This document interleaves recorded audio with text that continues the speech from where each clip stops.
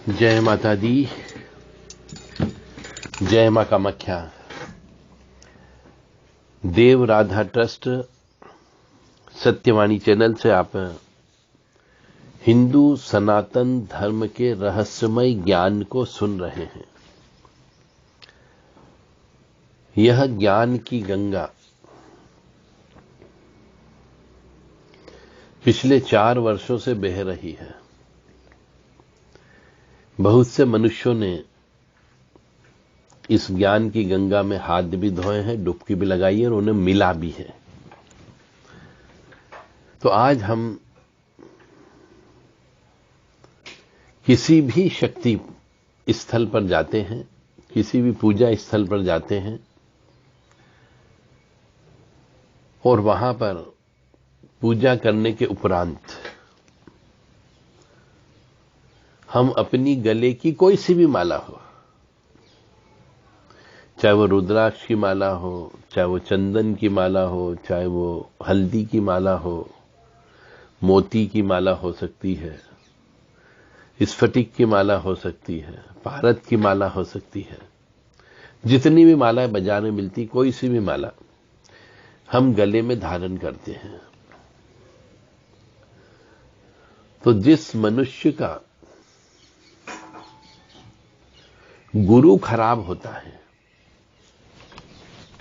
गुरु खराब होने का मतलब हो गया गुरु मकर राशि का नीच का हो जाता है लग्न चार्ट के अनुसार, या गुरु गड्ढे में गिर जाता है, यानी 6ठे भाव में बैठ जाए, 8वें भाव में बैठ जाए या 12वें भाव में बैठ जाए तो गुरु गड्ढे में गिरा हुआ माना जाता है। और जिसका गुरु गड्ढे में गिर जाए या शमशान में बैठ जाए, ऐसे मनुष्य को अपने गले में माला नहीं पहननी चाहिए, अपने माथे पर भभूत नहीं लगानी चाहिए।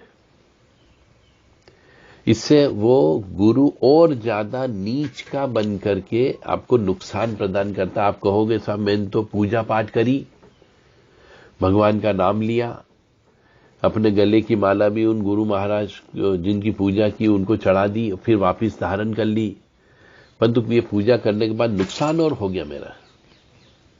तो ऐसा इसलिए होता है कि गुरु और नीच का हो जाता है। तो जिसका खराब गुरु हो, ऐसे मनुष्य को गले में माला धारण नहीं करनी चाहिए, अपने मस्तक पर भभूत नहीं लगाना चाहिए और जटा भी नहीं बढ़ानी चाहिए। यदि चोटी बढ़ाते हैं, बाल बढ़ाते हैं, जटा बढ़ाते हैं तो इसका मतलब भी होगा कि गुरु और नीच का आप करते जा रहे हो। और रही बात अब माला की, तो कई बार हम किसी द्वादश ज्योतिर्लिंग पे चले गए, कोई सिद्ध मंदिर में चले गए, या कोई 52 शक्तिपीठ के मंदिर पे चले गए। वहां जब हम पूजन अर्चन करते हैं, मान लो हमने शिव जी का रुद्र अभिषेक किया और हम अपने गले की माला उतार करके पहले शिव जी के गले में डाल देते हैं और फिर पूजन अर्चन करते कि माला सिद्ध हो जाए। तो माला तो सिद्ध हो गई, जो हमने पूजन अर्चन किया उसका फल भी उस माला के अंदर आ जाता है। कुछ शिवार्पण वस्तु बोल देते हैं तो शिव जी को भी चला गया। और उस शिवलिंग से माला टच होने पर जब हम वापिस धारण करते, पूजा संपूर्ण होने पर, तो वो पूजा का फल का कुछ अंश और वहां जो बैठी हुई शक्ति है उसका अंश उस माला के अंदर आ जाता है। अब माला के अंदर यदि आपने शिव जी का अंश ले लिया तो आप उस शिव जी के अंश को सहन नहीं कर पाओगे, क्योंकि शिव जी के गले में माला है। शिव जी के गले में एक तरीके का जहर है, जिसलिए उनको नीलकंठ कहा जाता है। समुद्र मंथन के दौरान जो जहर निकला था, उस जहर को शिव जी ने अपने गले में उतार लिया, कंठ में रख लिया। उसके बाद तो हम जब शिव जी को माला पहनाते हैं तो उसमें वो ऊर्जा समाहित हो जाती है उस जहर की, मतलब जो भयंकर गर्मी प्रदान करती है, और वो माला आपने टच करने के बाद में, पूजन अर्चन के बाद वापिस अपने गले में धारण कर ली, तो आपके शरीर में यदि पावर नहीं है, आध्यात्मिक पावर, उस ऊर्जा को सहन करने की, तो आप बीमार पड़ जाओगे या आपको नुकसान होने लगेगा। और यदि आप अपवित्र रहें और माला को धारण करके रखें, शराब भी पी रहे हैं, मांस भी खा रहे हैं, स्त्री के साथ संभोग भी कर रहे हैं माला पहन करके, तब तो फिर आपकी दुनियादारी में, जिंदगी में नुकसान ही नुकसान होगा।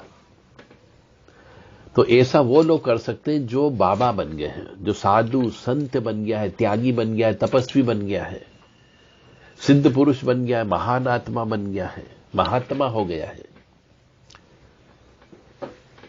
ऐसे मनुष्य यदि ये कर्म करते हैं कि पूजन के पहले ही माला अपनी सब चढ़ा दे, उनको अर्पित कर दे, और पूजा होने, संपूर्ण होने के बाद में माला को वापस ग्रहण करे, तो ऐसा व्यक्ति पारिवारिक भौतिकवादिक सुख नहीं भोग सकता। वो व्यक्ति ही वो माला को गले में धारण कर सकता है। परंतु उसके देखा देखी यदि उसके उस गुरु के शिष्य या उस महाराज के शिष्यगण भी ऐसा करते हो, तो उन सबको कष्ट होने की संभावना बहुत ज्यादा बढ़ जाती है।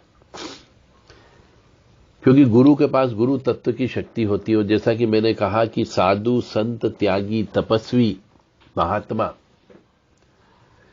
ये लोग यदि भोलेनाथ के ऊपर की टच की हुई कोई रुद्राक्ष की माला धारण करते हैं, तो उनके लिए, उनके पास सहन करने की शक्ति होती है, आध्यात्मिक शक्ति होती, नाम जप की शक्ति होती है, अभिषेक की शक्ति होती है, हवन पूजन की शक्ति होती है, परोपकार करने की शक्ति होती है। तो वो उस चीज को सहन कर लेते हैं, डाइजेस्ट कर लेते हैं। पर दूसरा व्यक्ति उसको सहन नहीं कर पाएगा तो उसको कष्ट की प्राप्ति होगी, लाइलाज बीमारियां लग जाती। क्योंकि भोलेनाथ का मंत्र है कि ओम मृत्युंजय महादेव त्राहि माम शरणागतम जन्म मृत्यु जरा व्याधि पीड़ितम कर्म बंधने। तो आपको इस मंत्र का रिवर्स इफेक्ट देखने को मिलेगा, यानी आपके ऊपर जरा बीमारियां लग जाएगी, व्याधियां लग जाएगी, तरह तरह से आपको कष्ट की प्राप्ति होने लगेगी। इसीलिए किसी भी देवी मां को यदि माला चढ़ाते हो या किसी भोलेनाथ को भी माला चढ़ाते हो, तो चढ़ाने के बाद में वही पहने जो जिनने उसको इष्ट के रूप में सिद्ध किया हुआ है, वही धारण कर सकता है उनके ऊपर की चढ़ी हुई चीजों का।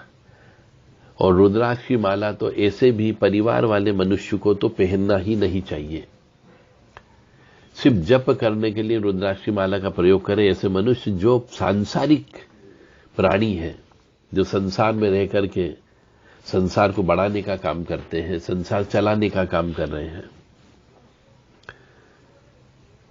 तो ऐसा कतई बिल्कुल न करें। और रुद्राक्ष आजकल हम देख रहे हैं, महिलाएं, स्त्रियां भी रुद्राक्ष धारण करने लग गई हैं,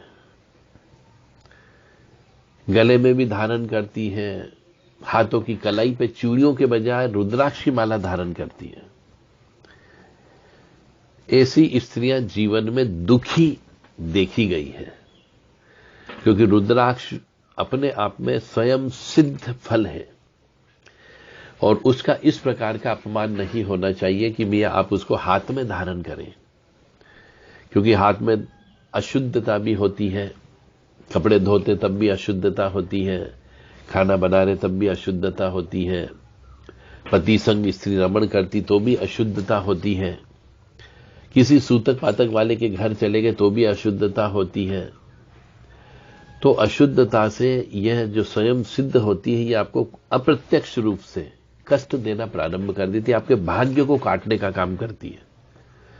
तो स्त्रियों को तो कभी भी रुद्राक्ष धारण करना ही नहीं चाहिए, और यदि किया है तो तब करें जब उसका मासिक धर्म भी खत्म हो जाए, वह वृद्धावस्था को चली जाए, उसको किसी प्रकार का ये अशुद्धता वाला क्लास नहीं हो, तब वो रुद्राक्ष धारण करे, जिसको हम कहते हैं सन्यासी या सन्यासिनी बन गई, यानी भौतिकवादी सुख से दूर हो गई, सांसारिक सुख से दूर हो गई, ऐसी स्त्री रुद्राक्ष की माला को धारण कर सकती है।